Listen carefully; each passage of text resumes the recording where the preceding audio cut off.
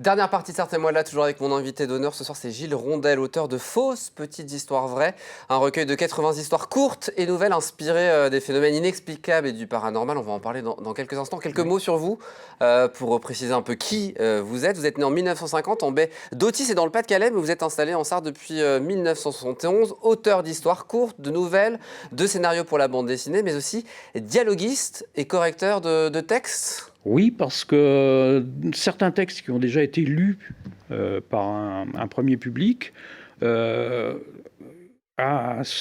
a révélé en moi le fait que les dialogues que j'écrivais, qui servaient aussi dans les bulles de scénarios de BD, c'était apprécié. Ça vous a donné envie d'écrire. Et donc, j'ai continué et j'ai de plus en plus de dialogues dans les textes que j'écris. Vos inspirations, les auteurs d'aventures fantastiques comme Jules Verne, les mystères autour des personnages historiques ou encore le paranormal.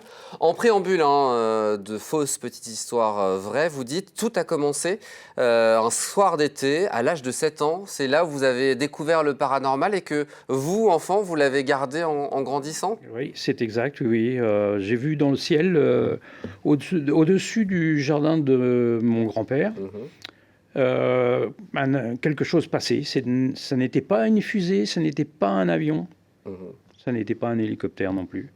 Donc depuis, vous vous passionnez toujours par ces grandes aventures Voilà, et ensuite j'ai découvert Jules Verne avec ses machines, ses inventions, ses voyages extraordinaires. Je me suis dit que ça ne pouvait pas être totalement faux tout ça. Et voilà, donc je suis parti sur les thèmes de Jules Verne, et puis aussi avec des personnages historiques, notamment Jeanne d'Arc, etc., qui m'ont interrogé sur la vérité historique. Alors avant de parler de Fausses petites histoires vraies, quelques mots sur vos anciennes publications. Record aux 4 vents, vous avez édité ça en 1997. Un récit sportif autour de la réalisation de records du monde de roller sur route, dont celui des 24 heures, plutôt original comme publication. Oui. C'est-à-dire qu'il y a des records du monde qui ont été établis notamment par les Américains en roller. Et en 1996, Christophe Évard, qui était du LUD, avait décidé de tenter le record du monde des 24 heures. D'où l'idée de ce récit sportif. D'où l'idée, parce que j'ai pris des notes, puisque Christophe m'avait appelé un petit peu plus tard dans le projet. Et il voulait avoir des conseils, mon avis, etc., puisqu'on se connaissait. Et on a réalisé, les étapes pour parvenir à ce record. Tout le bien lui revient, puisque c'est lui qui patinait, c'est lui qui a battu le record. Donc voilà. Et puis il y a ce magazine d'histoires courtes et de bandes dessinées autour de personnages fantasques, on va le voir en images. Le journal d'Oscar et Marco, tome 1, 2 et 3, que vous avez écrit entre 2014 et 2017. Vous n'étiez pas seul. Exact, non, j'étais pas seul. Et vous y appeliez d'Artois à l'époque. Oui, c'est toujours d'Artois pour ce qui est de la bande dessinée. Pourquoi d'Artois ? Parce que mon premier pseudo, c'était Giraud, donc Gilles Rondel, Giraud. Et des Giraud dans la bande dessinée. Il y en a plein. Il y en a plein. Donc j'ai dit, allez, il fallait. Bon, je suis né presque en province d'Artois et j'ai choisi d'Artois. Avec donc Denis Dubois, c'est ça? Denis Dubois, voilà, qui dessine merveilleusement bien et qui a produit les petits personnages que j'avais inventés. En auto-édition au sein du collectif de l'association Insolite de Télocher, c'est ça que vous avez que vous avez co-créé, le journal d'Oscar et Marco, qu'on peut retrouver encore aujourd'hui en... Pour l'instant, il est épuisé. Le 4e est dans les rouages. Dans les rouages, c'est ça. J'attends qu'on se croise avec Dub, Denis Dubois, pour réaliser le 4e. On suivra ça, évidemment. Fausses petites histoires, ça vient tout juste de sortir en auto-édition. Vous l'avez dit dans la presse, c'est le premier sérieux, ça me trottait dans la tête depuis un moment, et c'est vos proches qui vous ont poussé à le publier. Alors, avant de le publier, il a fallu un peu compiler, parce qu'à la base, il y avait 160 histoires que vous aviez écrites depuis 95. C'est ça. J'ai 160 histoires. J'avais 160 histoires dans les tiroirs. Ça ne peut pas rester dans des papiers dans les tiroirs parce que il y a un moment donné, il faut donner vie, puisque après Après l'inspiration, l'écriture, il faut bien aboutir à un projet, voilà. Et donc, de nombreux proches m'ont poussé à le faire, et notamment mon épouse, Aline, qui a beaucoup insisté pour que je le réalise, et je la remercie. Au final, un recueil de 80 histoires, 80 comme le département de la Somme et comme évidemment ce fameux tour en 80 jours de Jules Verne. Voilà. Texte organisé par thématique, émotion et poésie, absurde, quatrième dimension, de l'ailleurs, le temps, l'humour, la géo, de la philo, de la logistique. Des illustrations, on va le dire dès maintenant, qui sont signées Sherpa, c'est ça? Sherpa, voilà. On voit à l'image depuis tout à l'heure et qui sont absolument magnifiques. Ce n'est autre qu'un copain rencontré sur les lieux du travail. Il dessinait, j'écrivais déjà. Et puis, comment dire, Pascal Chérel, il s'appelle. Il a un talent qui colle avec chaque histoire que j'écris. Donc on se retrouve très vite là-dessus. Alors plein d'histoires, on va pouvoir tout évoquer, j'en ai gardé quelques-unes. Noël, évidemment, vous en parlez dans la partie émotion et poésie. Qui est le Père Noël? Une petite fille qui interroge son papa sur le Père Noël. Alors ça, c'est très drôle parce qu'il y a une double lecture. Quand on est jeune, on peut le lire aussi. Et puis quand on est parent ou autre, c'est une autre lecture. Voilà. C'est aussi ça l'idée? C'est une réalité. On cache à son enfant jusqu'au jour où il va le découvrir. Et là, le papa est pris au piège. Et donc, la chute. À lire.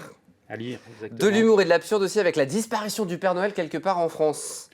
C'est très drôle. Ah oui, ça aussi, oui. On peut pas en dire beaucoup, il faut lire l'histoire, mais c'est aussi un peu le principe. Il faut lire l'histoire, quoi. Et puis ce qui est intéressant, c'est qu'il y a aussi le lien avec le local, notamment dans cette partie quatrième dimension, Rouet-sur-l'Or, où vous revenez sur cette histoire à Rouet en Champagne à la fin des années 80. 2 tonnes d'or et 7 tonnes d'argent ont été fait extrait du sous-sol de Rouet en Champagne. Oui. Et puis après, vous partez un peu dans votre imaginaire. Oui, c'est ça. Il y avait eu un fait l'année où je l'ai écrit. Il parlait de réouvrir la mine. Ils avaient fait donc une étude de faisabilité. Et ça fait tilt tout de suite, quoi. D'où cette histoire. Donc on part d'une histoire qui existe. Voilà, donc c'est assez fabuleux. Il y a aussi l'ailleurs qui invite à réfléchir. Alors il y en a une histoire qui m'a fait très peur. Maître du monde. On plonge en 2088 avec des robots qui ont pris le pouvoir. Petit déjeuner Robert ou unité centrale Chantal qui guide un petit peu nos vies. C'est un peu inquiétant en 2022 de lire ça et en même temps on peut se dire que ça peut être tout à fait crédible. Voilà, ça peut être possible. Un dernier mot sur de l'ailleurs aussi avec Voyage, Voyage. C'est pas la chanson de Désirless, mais la notion du temps qui passe, ça aussi, ça fait réfléchir. Oui. Alors donc, faut pas prendre tout au sérieux, quoi. J'apporte modestement des idées, des pistes pour réfléchir. Donc à découvrir, évidemment, on peut se le procurer où, Gilles? Librairie Tuard. Librairie Tuard, pour ceux qui veulent évidemment se procurer. Chez Anne-Sophie, qu'on recevra prochainement, donc allez à la librairie Tuard. Autre mot, vous êtes membre des auteurs du Magnier du Loir et membre du comité d'organisation de BD Mania à Arnage, 21e édition qui va avoir lieu ce week-end. On invite les gens à y participer, ça aura lieu à l'Éolienne. À l'Éolienne d'Arnage, voilà, avec toutes les activités qui ont déjà été abordées par Alexandra dans une précédente émission. Bien sûr. Là, donc rendez-vous incontournable des amateurs de bande dessinée. Il y aura des dédicaces d'auteurs, des stands de BD, bref, tout autour de la BD. Si vous aimez la BD, il faut absolument aller à ce bel événement. Voilà, avec le concours de planches notamment, que nous organisons, Pascal Chérel et moi-même. Donc demain se réunit le jury pour désigner les 10 finalistes. Donc à suivre, du coup, le gagnant sera donné samedi, c'est ça? On donne les 10 finalistes dimanche soir. Dimanche soir, évidemment. Voilà. Parce qu'on peut voir la compétition en direct, c'est aussi ça le principe. Voilà, les 10 candidats vont dessiner devant le public. Voilà. Ils seront parrainés par chacun par un artiste professionnel. Chouette, donc à suivre ce week-end, cette 21e édition du Festival BD Mania. Il nous reste une poignée de secondes, je voudrais quand même parler. Vous êtes un grand-père heureux puisque vos petits-enfants sont aussi des champions de cyclisme. J'ai écrit en devenir, mais même pas parce qu'ils le sont déjà. Mathis Rondel qui a rejoint récemment l'équipe professionnelle Tudor Pro Cycling, c'est comme ça qu'on dit. Oui. Votre petite fille Léa, c'est sa sœur qui vient d'intégrer une équipe junior UCI, Union Cycliste Internationale, et puis Lucas aussi qui cartonne. Vous êtes passionné de vélo, votre fils, vos 2 fils aussi, et les petits-enfants sont en train de concrétiser un rêve presque pour vous. Oui, c'est ça. Alors donc pour en parler, ce sont les équipes qui ont un porte-parole pour expliquer, etc. Donc moi, j'ai pas grand-chose. Non, mais c'est juste, expliquer votre fierté. Mais voilà, je suis très heureux qu'ils réussissent dans une discipline sportive. Ce qui n'est pas facile. On salue déjà leur performance et on en parle régulièrement dans notre émission 72 Sport, présentée par Antoine Besson et aussi Colin Ancel. Merci beaucoup Gilles d'être venu sur le plateau. Merci Fausse Aurélien. petite histoire vraie, auto-édition, bouquin retrouvé en librairie Tuard. Merci beaucoup de m'avoir accompagné pendant cette heure. Avec plaisir. À bientôt pour de nouvelles aventures. Très bonne soirée à vous. Restez avec nous, il y a un match je crois de la Coupe du Monde avec la France. On s'en moque, on va rester plutôt sur LMTV avec de la culture ce soir de 20h à 20h30. Sinon, on se donne rendez-vous demain à 18h30 pour la quotidienne et puis mardi prochain dès 19h pour un nouveau numéro de Sarthe et moi de là, l'émission qui nous rend fiers d'être Sartois. Exactement, bonne soirée.